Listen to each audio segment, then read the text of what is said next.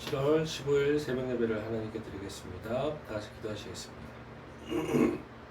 하나님 감사합니다. 오늘도 좋은 하루 주셔서 저희들 하나님께 항상 나아갈 수 있도록 이렇게 예배 전에 나와서 하나님 찬양하고 기도할 수 있도록 항상 저희들 이끌어 주심을 너무나 감사합니다. 저희들에게 허락하신 이 하루하루의 삶을 정말 최선을 다해서 아버지 보시기에 기쁨 드릴 수 있는 하루하루가 될 수 있도록 저희들이 그렇게 다짐하며 노력하며 살 때 하나님 더한 힘을 주시고 지혜와 명철을 더 허락하여 주시옵소서. 감사합니다. 예수님의 이름으로 기도드립니다. 아멘. 우리 찬송가 369장 찬양하시겠습니다. 죄짐 맡은 우리 구주.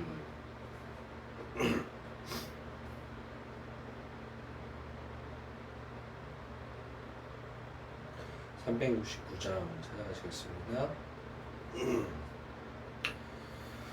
죄짐 맡은 우리 구주 어찌 좋은 친구인지 걱정 근심 무거운지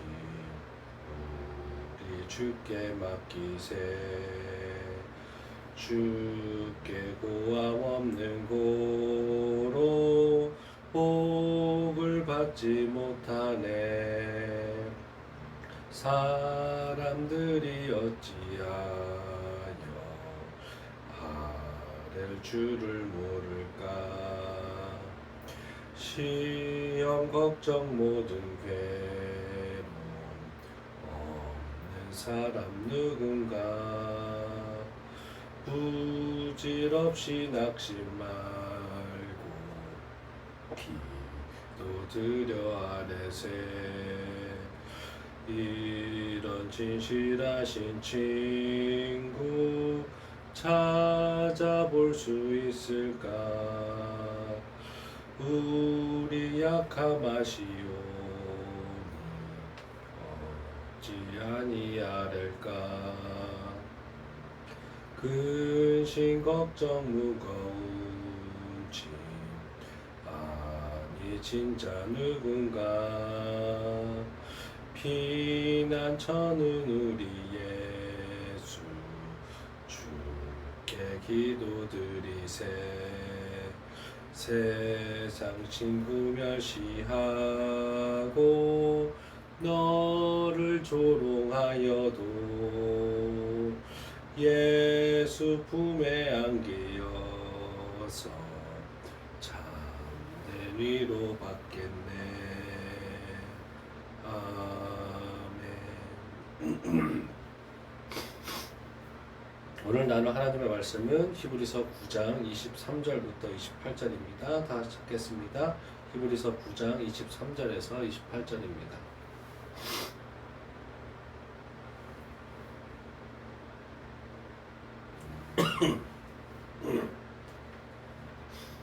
히브리서 9장 23절부터 28절 다 찾으셨으면 우리 합독하시겠습니다.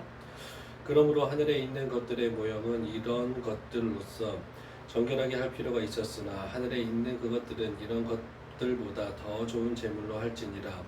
그리스도께서는 참 것의 그림자인 손으로 만든 성소에 들어가지 아니하시고 바로 그 하늘에 들어가사 이제 우리를 위하여 하나님 앞에 나타나시고 대제사장이 해마다 다른 것의 피로써 성소에 들어가는 것 같이 자주 자기를 드리려고 아니하실지니 그리하면 그가 세상을 창조한 때부터 자주 고난을 받았어야 할 것이로되 이제 자기를 단번에 제물로 드려 죄를 없이 하시려고 세상 끝에 나타나셨느니라. 한번 죽는 것은 사람에게 정해진 것이요 그 후에 심판이 있으리니 이와 같이 그리스도도 많은 사람의 죄를 담당하시려고 단번에 들이신 바 되셨고 구원에 이르게 하기 위하여 죄와 상관없이 자기를 바라는 자들에게 두 번째 나타나시리라. 아멘. 오늘 본문을 가지고 인간의 인생에 대한 심판은 반드시 찾아옵니다. 받습니다. 라는 제목으로 하나님 말씀 나누겠습니다. 본문은 단번에 자기를 희생 제물로 드리신 그리스도의 속죄 제사에 대한 언급을 통해서 옛 언약에 근거한 속죄 제사보다 새 언약에 근거한 속죄 제사의 우월성을 논증하고 있는 본문이라고 할 수 있습니다. 구절별로 구체적으로 살펴보면 23절은 히브리서 저자는 먼저 하늘 성소의 모양인 지상 성소의 제사에서는 짐승의 피로서 정결케 할 필요가 있었으나 하늘 성소에서는 짐승의 피보다 더 좋은 예물이 요구됨을 언급하고 있습니다. 그리고 24절부터 26절은 그리스도께서 하늘 성소에 들어가셔서 우리를 위한 대제사장으로서 하나님께 나아가 자신을 희생 제물로 하여서 단번에 영원 속죄 제사를 드리셨음과 이를 위해 그리스도께서 마지막 때에 또 한 번 오실 것이라는 것을 밝히고 있습니다. 끝으로 27절부터 28절은 또한 이러한 그리스도께서는 성도들에게 완전한 구원의 복을 주시기 위해서 세컨 재림 두 번째 오실 것을 다시 한번 강조하고 있습니다. 오늘 본문 중에는 27절이 주는 교훈을 조금 더 살펴보겠습니다. 27절 우리 한 목소리 한 번 더 읽어보겠습니다. 한 번 죽는 것은 사람에게 정해진 것이요 그 후에는 심판이 있으리니. 이 구절을 보면 히브리서 기자는 사람은 꼭 한 번은 죽을 것이고 반드시 심판이 또한 있을 것이라고 선언하고 있습니다. 물론 여기서의 심판이란 하나님의 심판을 말하는 것입니다. 그렇다면 이는 이 땅에 살아가는 모든 사람들에게 인간은 반드시 언젠가 자기가 행한 모든 것에 대해서 모든 일에 대해서 책임져야 한다는 사실을 준엄하게 경고하는 말씀이라고 할 수 있습니다. 성도 여러분, 이 땅에서의 분명 책임이라는 것이 있으되 그것이 철저하게 이루어지지 못함으로써 많은 사람들이 책임보다는 오히려 이를 무시하는 경우가 적지 않은 것을 우리가 찾아볼 수 있습니다. 예를 들어서 법을 보아도 언제나 그 법을 집행하는 자들 또한 불완전한 인간이기에 그 기능을 또 평형 그 절대 정 기준에 대한 것을 잡지 못하기 때문에 심지어 악한 자가 또 법을 오히려 악용함으로써 더 큰 이득을 보는 때가 분명히 있습니다. 어떤 사람들은 죄를 어기고도 특권과 지위를 이용해서 처벌해서 제외되기도 하고 그런 모습들을 또 국민들이나 인간들이 보고 부러워하기도 합니다. 그건 당연히 부러워할 것이 아닌데도 불구하고 말입니다. 또 어떤 자들은 끔찍한 죄를 저지르고도 증거가 부족하다는 이유로 풀려나기도 하고 어떤 이들은 돈이 많아서 좋은 변호사, 능력 있는 변호사들을 통해서 무죄를 선고받기도 합니다. 그런가 하면 범죄는 저질렀으나 이 범죄에 대해서 그 처벌을 하고 심판할 수 있는 그런 공소시효가 지났다고 해서 범죄가 저지르는 것이 분명한데도 죄가 있음에도 처벌하지 못하는 경우를 우리도 자주 볼 수 있습니다. 그렇기에 때로 이 땅에서는 오직 힘없고 무지한 자들만이 불공평하게 죄의 책임을 지는 것 같이 보이는 기막힌 현상들도 드물지 않게 찾아볼 수 있는 것입니다. 이와 비슷한 일들은 이 법이라는 테두리를 벗어나서도 수없이 일어나고 있습니다.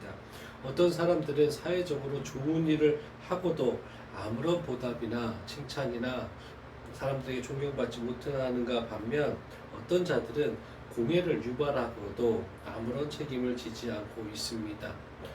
때문에 사람들은 어떤 일이 공적으로 선할 줄을 알면서도 행하지 않기도 하며 심지어 어떤 자들은 사회에 큰 피해가 되는 일인 줄 뻔히 알면서도 자신의 이익을 위해서 서슴지 않고 그러한 일을 자행하기도 합니다. 그러나 이 모든 일에는 잠시 이 땅에 있을 동안에만 가능한 것입니다. 왜냐하면 죽은 후에는 반드시 엄정하신 하나님의 심판이 있을 것이기 때문입니다. 히브리서에 보면 모든 것이 발가벗은 것처럼 감출 수 있는 것이 없고 모든 것이 우리가 빨개 벗고 나왔을 때 감출 수 없는 것처럼 하나님 앞에서 다 드러난다라는 것이며 어떠한 범죄나 우리의 유한한 머리로 인해서 기억하지 못하는 범죄까지 낱낱이 드러날 것이며 어떤 세상적인 예외적인 특권도 받지 못하고 모두가 공평하게 자신의 인생에 대해서 하나님의 심판을 받아야 된다라는 것입니다. 그리고 오직 각자의 행위에 대한 절대적인 기준인 하나님의 판결과 심판만이 또한 기다릴 것입니다. 그러므로 성도 여러분, 오늘 우리는 세상 사람들과 같이 얄팍한 계산과 속임수로 또 자기의 이익을 위해서 법을 어기고 책임에서 빠져나가려는 행동을 하지 말아야 될 것입니다. 그리고 오직 마지막 심판 때에는 어떤 무익한 말조차 이에 대한 책임이 지게 될 것임을 기억하면서 늘 삼가는 자세를 잃지 말아야 할 것입니다. 아니 더 나아가서 하나님의 백성답게 세상이 알려주지 않을지라도 성령을 따라 선행을 계속하며 의와 진리를 위해서 더욱 최선을 다해 살아야 될 것입니다. 정령 마지막 심판 때에는 지금 이 땅에서의 행한 우리의 모든 행동에 대해서 하나님에 의한 철저한 상급이나 보응이 있을 것입니다. 고린도후서 5장 10절입니다. 제가 읽겠습니다. 이는 우리가 다 반드시 그리스도의 심판대 앞에 나타나게 되어 각각 선악간에 그 몸으로 행한 것을 따라 받으려 함이라. 사랑하는 우리 성도님들은 지금처럼 하나님의 뜻대로 사는 모습을 유지한다면 우리는 분명 그리스도의 심판대 앞에 설 때 심판받는 자로서가 아닌 상급받는 자로서 하나님의 위로와 또 칭찬을 또 하나님의 의의 면류가 아닌 상급을 받을 것입니다. 꼭 그날을 기대하면서 오늘 하루가 힘들지라도 우리의 인생이 잠시 잠깐 고단할지라도 그 하나님의 심판날이 우리에게 기쁨인 것을 기억하며 항상 최선을 다해서 참고 하나님의 뜻을 순종하며 하나님의 보시기에 승리하시는 그런 하루 되시기를 예수 그리스도 이름으로 축원드리겠습니다. 기도하시겠습니다. 하나님 감사합니다. 세상을 살펴보면 사람들은 분명히 한 번은 죽을 것인데 그 죽음이 자신에게는 오지 않을 것 같은 하루를 위해서 또 세상을 위해서 사는 모습들을 우리가 볼 때가 있습니다. 하나님, 우리가 그렇게 무지하지 않을 수 있도록 복음을 깨닫게 하시고 하나님께 선택받게 하심을 너무나 감사합니다.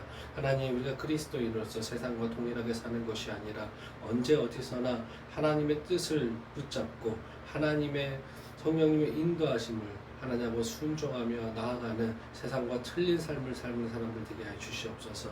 하나님, 그래서 그리스도의 심판대 앞에서는 우리가 심판받는 자들로서 쓰는 것이 아니라 하나님께 칭찬받는 것을 기대하며 나아가는 저희들 될 수 있도록 도와주시고 그날을 생각하며 또한 긴장하고 두렵고 떨림으로 구원에 임하는 자의 자세로 나아가는 저희들 되게 하여 주시옵소서. 하나님, 세상에도 빛과 소금 역할을 하는데 부족함 없는 저희들 우리 성도님들 되실 수 있도록 인도하여 주시옵소서. 감사합니다. 예수님의 이름으로 기도드립니다. 하늘에 계신 우리 아버지여, 이름이 거룩히 여김을 받으시오며 나라가 임하시오며 뜻이 하늘에서 이루어진 것 같이 땅에서도 이루어지이다. 오늘 우리에게 일용할 양식을 주시옵고 우리가 우리에게 죄 지은 자를 사하여 준 것 같이 우리 죄를 사하여 주시옵고 우리를 시험에 들게 하지 마시옵고 다만 악에서 구하시옵소서. 나라와 권세와 영광이 아버지께 영원히 있사옵나이다. 아멘. 우리 시간에 다 같이 기도하는 시간 갖겠습니다. 몇 가지는 서로 중보기도 하시고 나머지 시간에 각자 기도하시면 될 것 같습니다. 첫 번째로 지금 계속해서 장마와 열대야와 폭염으로 계속 기후도 또 습도도 계속적으로 변하고 있습니다. 저 또한 그 선풍기를 잘못 들고 잤는지 좀 감기 기운이 있는데 성도님들 건강 관리 잘 하실 수 있도록 기도해 주셨으면 좋겠습니다. 그리고 또 마지막으로 우리 말씀 중심교회를 위해서 기도하실 텐데 이 세상에서의 삶도 주님 보실 때 칭찬받는 지금보다 더 칭찬받는 성도님은 되실 수 있도록 서로를 위해서 계속 기도해 주셨으면 좋겠습니다. 우리 그리고 나머지 시간에 각자 기도하셨으면 좋겠습니다. 기도하시겠습니다.